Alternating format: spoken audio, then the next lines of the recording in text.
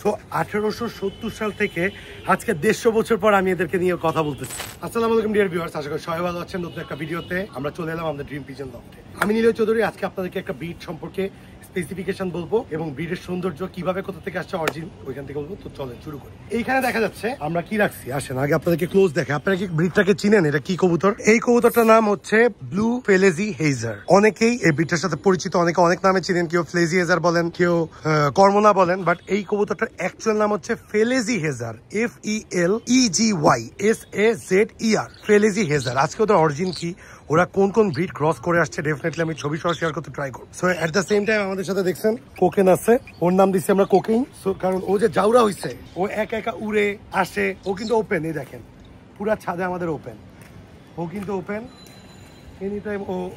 ওর মন মতো আমাদের সাথে থাকে, ও আমাদের মন মতো ও ঘুরে ফিরে চলে যায় আবার আসে। ওর পর একটা রিং লাগাইছিলাম আমাদের নিলয় চৌধুরী, কিন্তু ওই রিংটাও সে খুলে ফেলছে, দেখছেন।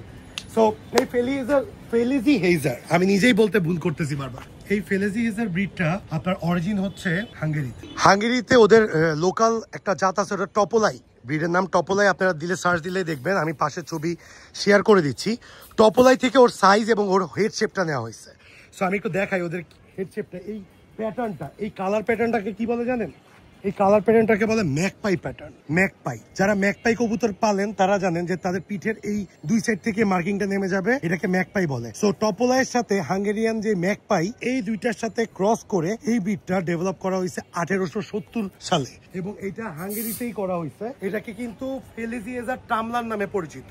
আপনার অলওয়েজ মনে রাখবেন, এখানে একটা কন্ট্রোভার্সি হইতে পারে, অনেকে আমাকে বলতে পারেন যে ভাই আসলে আপনি ভুল বলতেছেন। না, আমি ভুল বলতেছি না।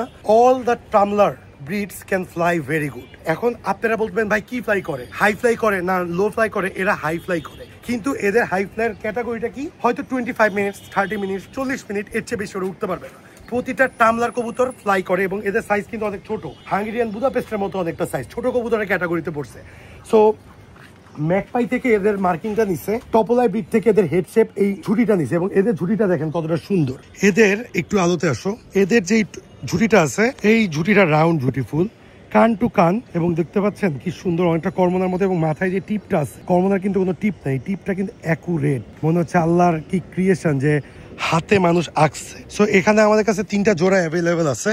3 জোড়া আপনারা জানেন যখনই আমরা কোনো ভিডিও করি আমরা ট্রাই করি যে আপনাদেরকে বেস্ট বার্ড গুলা দেখাইতে, যাতে করে আমরা কবুতর গুলার সম্পর্কে ধারণা দিতে পারি। এবং 1870 সাল থেকে ব্রিডটাকে ডেভেলপ করার পর থেকে এদেরকে সিলেক্টিভ ব্রিডিং, একটু এদিকে আনো, একটা ধরতে পারতেছি না, দিকে ধরতে একটা, হ্যাঁ, 1870 সাল থেকে এদেরকে সিলেক্টিভ ব্রিডিং করা হয়েছে। What is selective breeding? আপনারা অনেকে জানতে চান যে সিলেক্টিভ ব্রিডিংটা কি। যখন আমরা একটা ক্রস ব্রিড করি, মনে করেন ম্যাকপাই চামলারের সাথে টপোলাই যখন ব্রিড করার পর এরকম একটা ফরমেশনে আসছে, এই ফরমেশনগুলোকে যখন আলাদা করা হয়েছে, যে এরকম ফরমেশন, যখন একটা ব্রিড ডেভেলপ করবো আমাদেরকে জানতে হবে আমরা কি ডেভেলপ করতে যাচ্ছি। সো যখন ফেলেজি হেজার ডেভেলপ করতে চাইছে, তখন এই মাত্রায় যখন ব্রিডটাকে আসছে, তখন 70 সাল থেকে 1870 থেকে টিল নাও পর্যন্ত থেকে সিলেক্টিভ ব্রিডিং করা হয়েছে। সিলেক্টিভ ব্রিডিং করার কারণে এদের জাতটাকে উন্নয়ন করা হয়েছে। আমরা যেটা করি, F1 ব্রিড করি, F2 ব্রিড করে আমরা সেল করে দিতে চাই। But if you are doing cross breeding করতে হলে আপনাকে F10 পর্যন্ত যাইতে হবে। F10 পর্যন্ত যাইতে আপনার 3-4 বছর লাগবে, 5 বছর লাগতে পারে, 10 বছর লাগতে পারে। F10 এ যখন আপনার কাঙ্ক্ষিত ব্রিডটাকে আপনারা পেয়ে যাবেন, তখন ওইটাকে সিলেক্টিভ ব্রিডিং সামনে আগাইতে হবে। সো একটু আসো, তোদের আলতো আমরা দেখাই। এটা হচ্ছে একটা মেল, এবং মেল ফিমেল না, দুইটাই ফিমেল, মনে হচ্ছে দুইটাই ফিমেল। আপনারা দেখেন একটু ব্রিডটা কতটা বিউটিফুল। ওদের গলার মার্কিংটা হচ্ছে, এখানে একটা মালা হবে, এখানে মালা হওয়ার পর ছোট করো 1 করো, হ্যাঁ, এখানে মালা হওয়ার পরে উপরে 2টা টুপি হবে, এই যে ক্যাপ হবে, এই যে ক্যাপ, দুইটারই ক্যাপ। এবং পিছের শেডটা দেখেন, এই যে এগুলোকে বলে ব্লু, এবং মার্কিংটা হচ্ছে আপনার ম্যাকপাই টামলারের মার্কিং। লেজ হচ্ছে সব ব্ল্যাক বলতে ম্যাকপাই লেজে যে কালারটা ওইটাই ব্লু এর মধ্যে, মাথায় ব্ল্যাক। এই যে 12টা একদম ছোট একটা ব্রিড, খুবই সুন্দর, আমার অনেক পছন্দের একটা ব্রিড দেখে ডেফিনেটলি আমি আনছি। অবশ্যই আপনারা কমেন্টস করে জানাবেন ব্রিডটা কেমন। আর আমরা প্রতিটা ব্রিড সিলেক্টিভ ব্রিডিং করবো, তখনই আমরা ফাইনাল আউটকাম পাবো। সো 1870 সাল থেকে আজকে 150 বছর পর আমি এদেরকে নিয়ে কথা বলতেছি ফ্রম বাংলাদেশ। আশা করি এই ভিডিওটা আপনাদের ভালো লাগবে। এরকম সিলেক্টিভ ব্রিডিং বা এরকম ব্রিডের অরিজিন, ব্রিড কোথা থেকে আসছে, কোন কোন ব্রিডের সাথে ক্রস করছে, এগুলো নিয়ে কিন্তু বাংলাদেশে কেউ কথা বলে না। I tried my level best to teach you guys, এবং আমি নিজেও যাতে শিখতে পারি, কারণ আপনাদেরকে ভিডিও করার আগে আমি নিজেও স্টাডি করে থাকি। তো এই 3টা পেয়ার আপাতত গোসল করানো হয়েছে, ইনশাল্লাহ পেয়ারিং হবে। সো আজকে এই পর্যন্তই থাকবে, সবাই দোয়া করবেন এবং আসো কোকেন,